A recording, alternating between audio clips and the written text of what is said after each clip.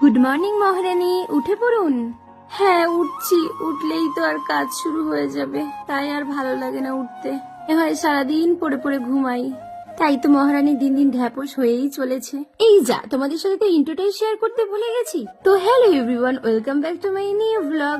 আজকের বৃষ্টি ভেজা সকালটা দেখতে বেশ ভালোই লাগছিল। এই গরমে একটু বৃষ্টি হয়েছে, সত্যি বলতে এত ভালো লাগছিল, তাই সকাল সকাল উঠে কিন্তু একদম চাঙ্গা হয়ে শুরু করে দিয়েছি কাজ করা। আর এখানে তো ঘরটা ঝাড় দিয়ে একটু চিয়া সিস্টের জল খেয়ে নিলাম। দিন দিন তো ঢ্যাপস হয়েই চলেছি, কি আর করা যাবে। তারপরে কিন্তু রান্না শুরু করে দিয়েছি তাড়াতাড়ি করে। এখানে ভাত বসিয়ে দিয়েছি, আর এদিকে কিন্তু আমি কুমড়ো, পুঁই শাক আর তার সাথে কিন্তু আলু কেটে নিয়েছি। আর আমাদের নিনজা টেকনিক দেখো, যাতে আমার প্রেসার কুকারটা নোংরা না হয়, তাই কিন্তু আমি প্রেসার কুকারের মধ্যে জল দিয়ে, বাটির মধ্যে ডাল দিয়ে, জল দিয়ে কিন্তু সেদ্ধ বসিয়ে দিয়েছি। তোমরা কিন্তু এইভাবে ট্রাই করতে পারো একবার। তারপর করে নিলাম বক ফুলের বড়া, আর এদিকে চিকেন। আমাদের কিন্তু আজকে দুপুরের মেনু। তোমাদের মেনুতে আজকে কি কি ছিল অবশ্যই কিন্তু কমেন্টে জানাতে ভুলো না। তারপরে বরমাসাই এনে দিল একটা আইসক্রিম, আর আইসক্রিমটা খেয়ে নিলাম, বেশ ভালো লাগলো।